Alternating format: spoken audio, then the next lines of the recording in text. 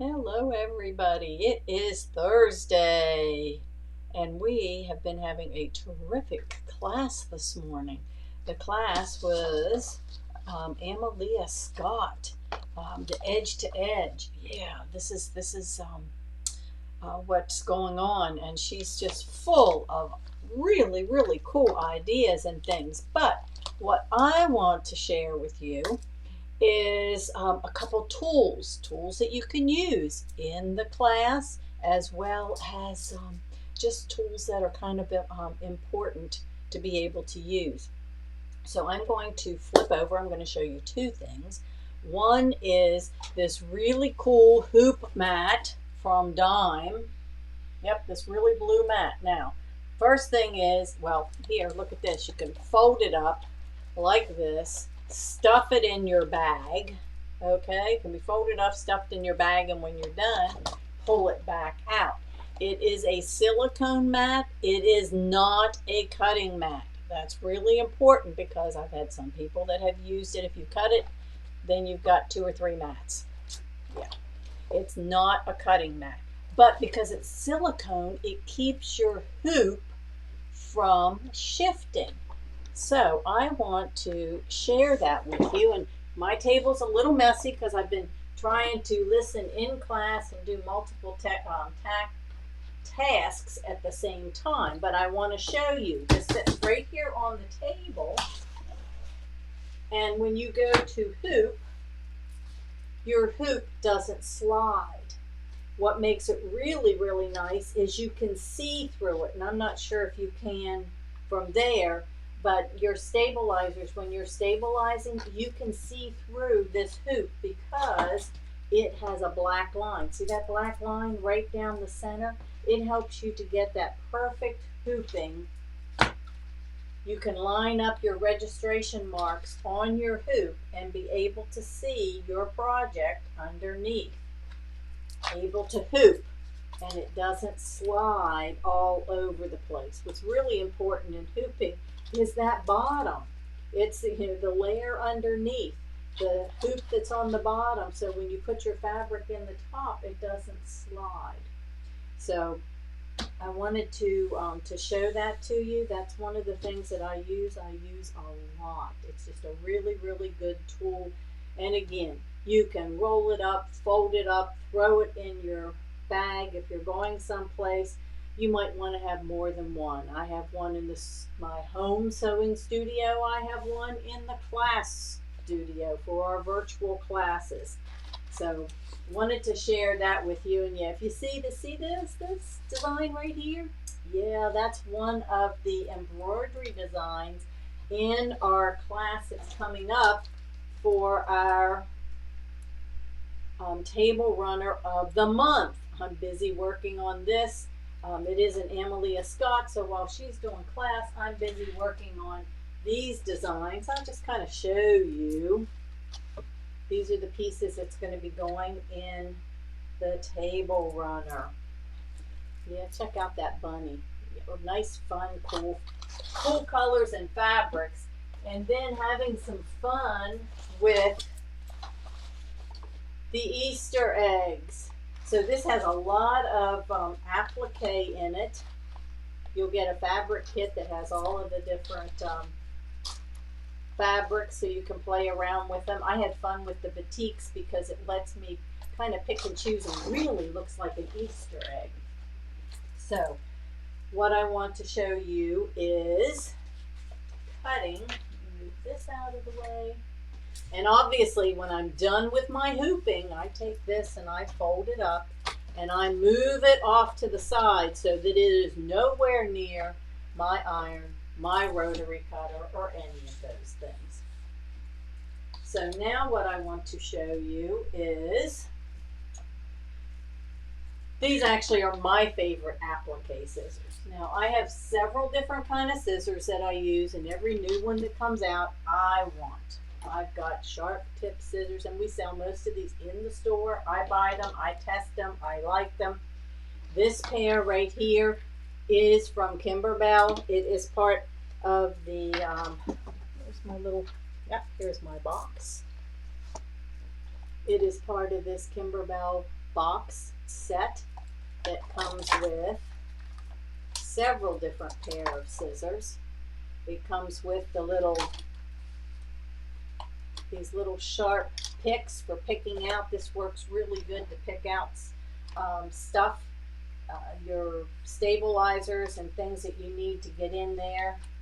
This is a pair I think she was showing yesterday on her live, but really, really super sharp points to get into some of those sharp places that you need to on your applique.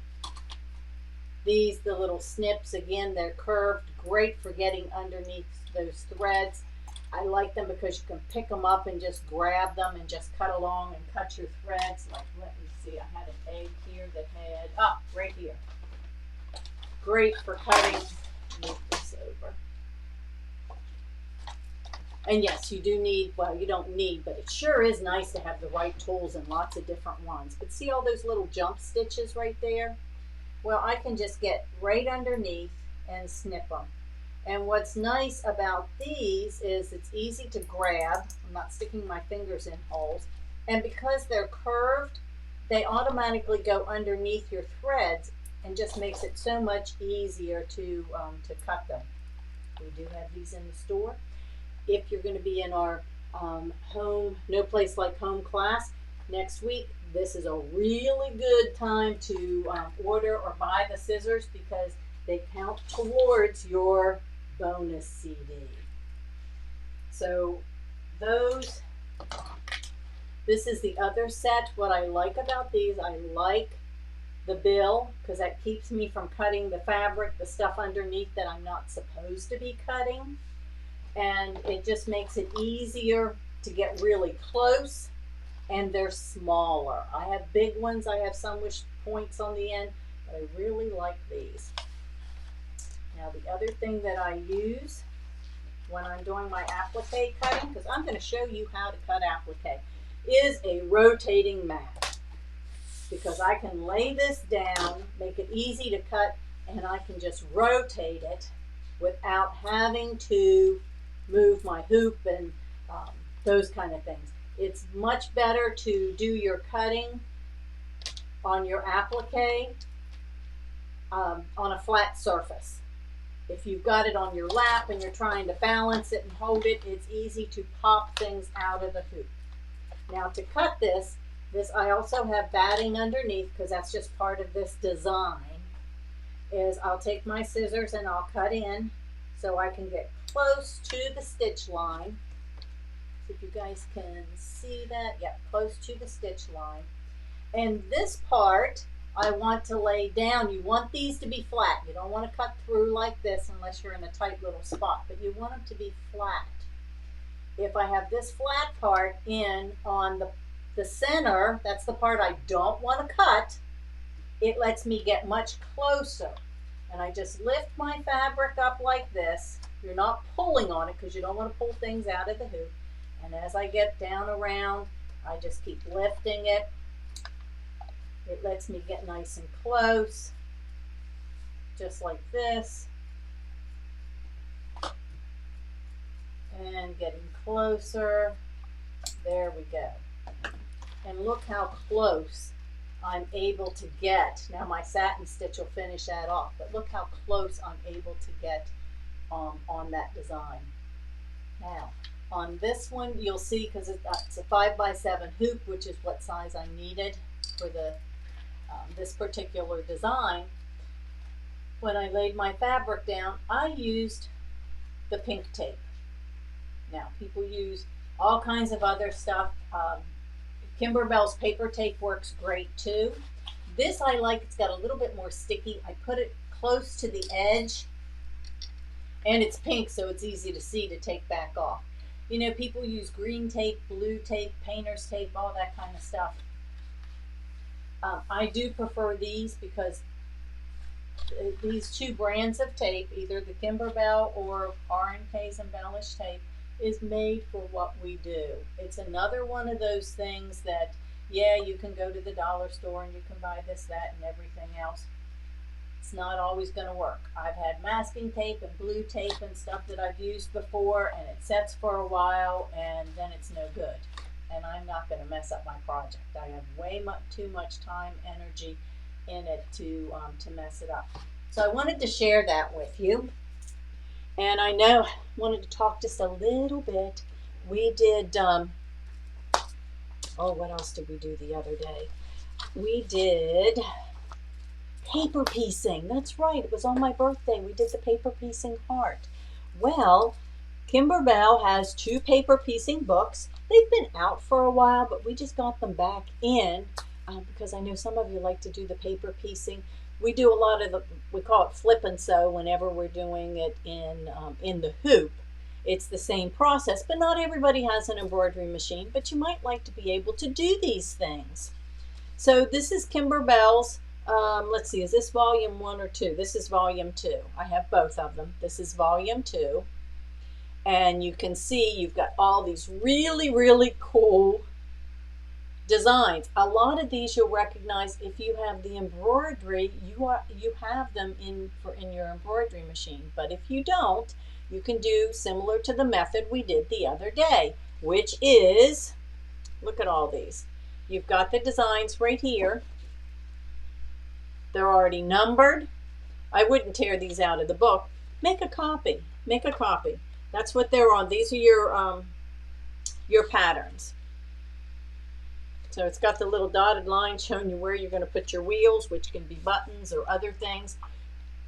The fabric cutting that you need, it's called Sew by Number. There's an Easter egg.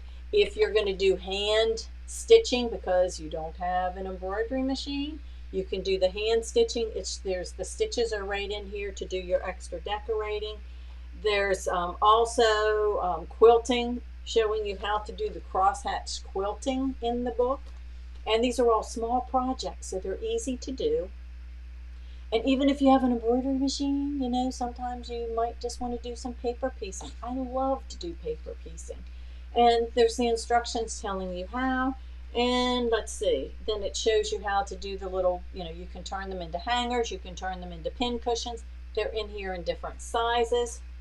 And if you get this one includes paper piece patterns for the entire year. Each one comes in 3 different sizes, so you have everything for every holiday all year, including Christmas, Halloween, Thanksgiving, 4th of July, and there's a bonus table runner in the middle. So if you use that pattern, you can swap them out and be able to do all the different designs. So this was volume 1. And you'll notice that volume 1's all in black and white. Volume 2, they printed in color. But we just got these books in. They're in the store. You can find them on the website, KD722 and KD712. So KD722 and KD712. They're available in the store. Our Soak Your Troubles Away for March 1st. We have a couple more slots. I am cutting patterns today, or fabric today for the kits. I've got a few more patterns. When it's filled, it's filled. And we've got a special add-on or additional event coming from Amalia Scott. You're learning tomorrow you're going to be doing all over quilting. Today you did the applique, and then we're going to follow this up in March with another event. We do have several quilting events coming up in March, or quilting classes, because it is National Quilting Month. So for all of you that are not sewing, not embroidery, you have an opportunity in March to jump into some of the sewing classes. We're getting the pillow put together. I think I've got it scheduled as well. That's the one that everybody loved, my fabric, and I won't let you get the fabric till I get the pillows kits or class. Okay, so that's coming. It's up there on the calendar. National Serger Month is April, so we'll be getting some serger classes out there as well. So I just wanted to show you those 2 things today. If you've got questions, things you'd like to see, classes, you know where to find us. Check out you can follow us on YouTube. It's A.A. White Sewing Hub, HUB. That's our station. You can subscribe. We're trying to get our subscribers up. try to, what we put on Facebook, we're sending it, crossing it over to YouTube, and you'll be able to watch it, and videos and helpful hints and all of that kind of cool stuff.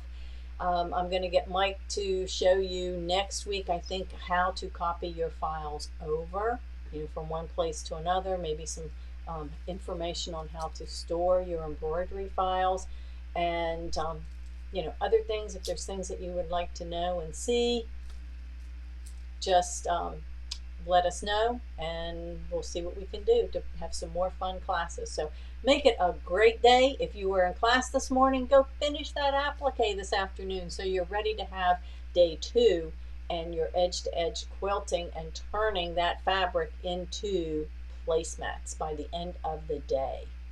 So we will see you tomorrow at 1 o'clock.